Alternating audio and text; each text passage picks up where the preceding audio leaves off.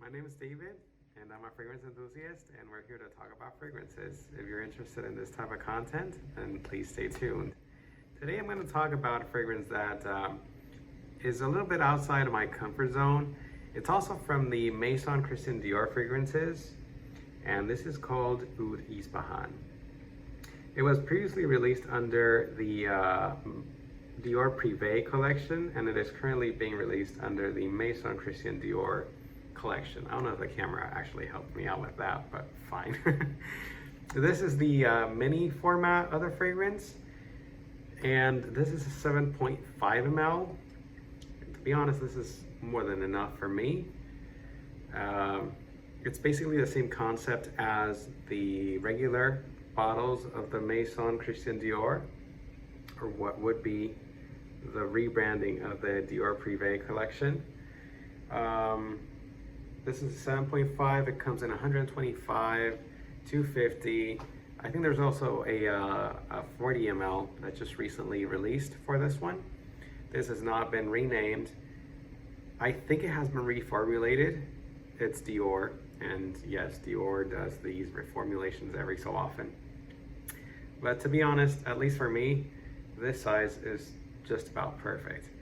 And this is actually a bestseller of Christian Dior as far as perfume goes in their exclusive private blends or private line of perfumes. Why is it so special and why is it so acclaimed? I'm still trying to figure it out. I can tell you what it means to me, and that's what I'm here for. So let's share a little bit about the notes of the fragrances. So as far as Fragrantica lists, it's about oud, it's rose, it's labdanum, patchouli, sandalwood, saffron, and cedarwood. How does this smell like? Okay, so I'm gonna dab a little bit on skin. I do have the dry down here, and I'm gonna dab a little bit on my forearm, so I get a refresh. And to be honest, that's pretty much everything I need for the rest of the day.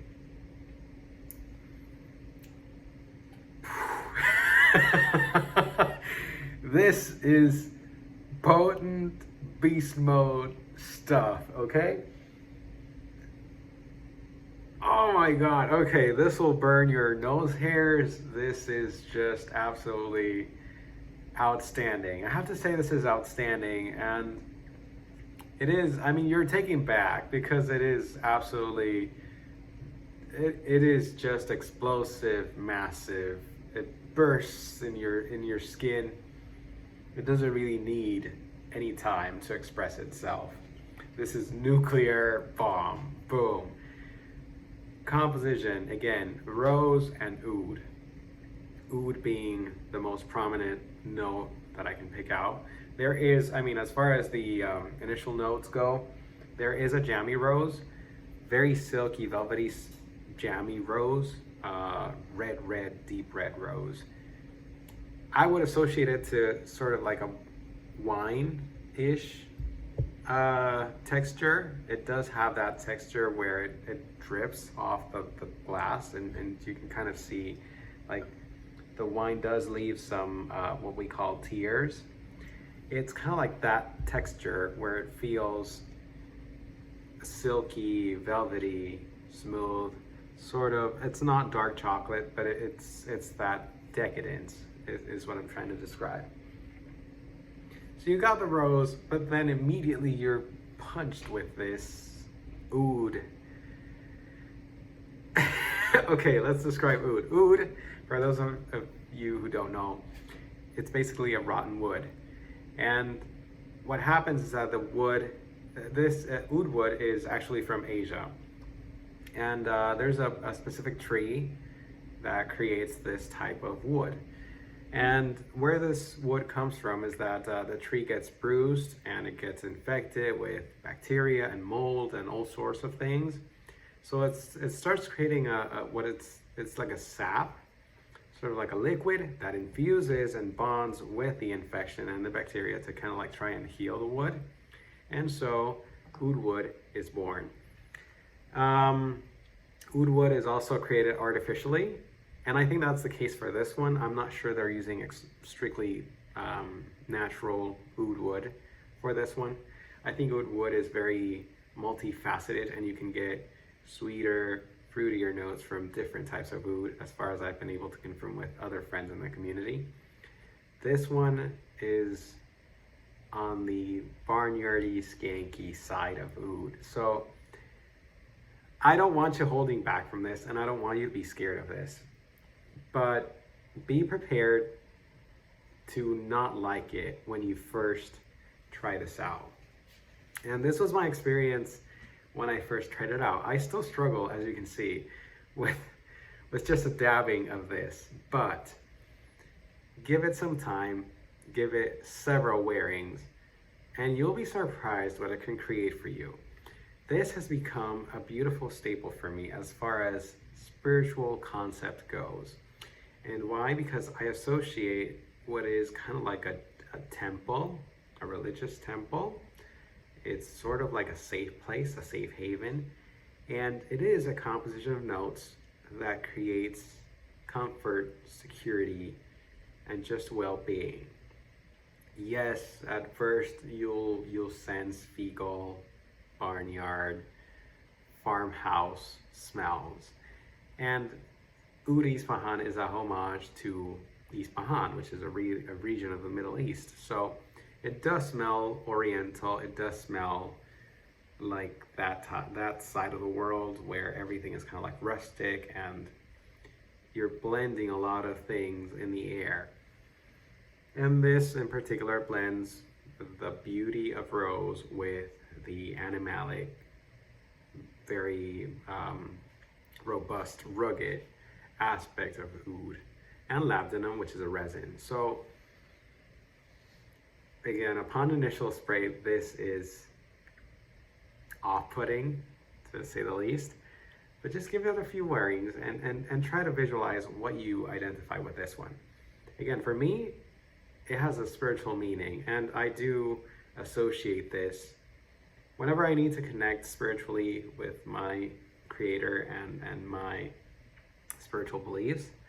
I'll reach for this one because it does take me to this temple, this space where I feel secure. It's sort of like I would associate a temple made of rocks in a forest meadow, and there's a lot of wet woods on the ground, but there's also sunlight coming through the crevices of the rocks.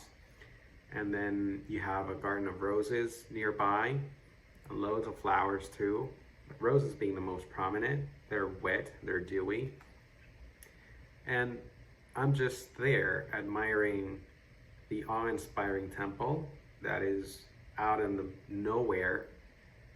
And it's just, it has this burning incense feel to it. And I am sort of connected to something I can identify with.